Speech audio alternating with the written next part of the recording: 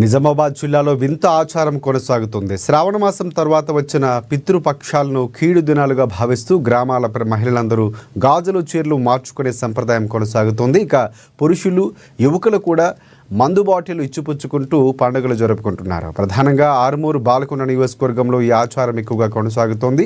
కీడు పేరిట వచ్చిన ఈ పుకార్లు కారణంగా గ్రామాల్లో మాత్రం మేకలు కోసి మరి పండుగ జరుపుకుంటున్నారు.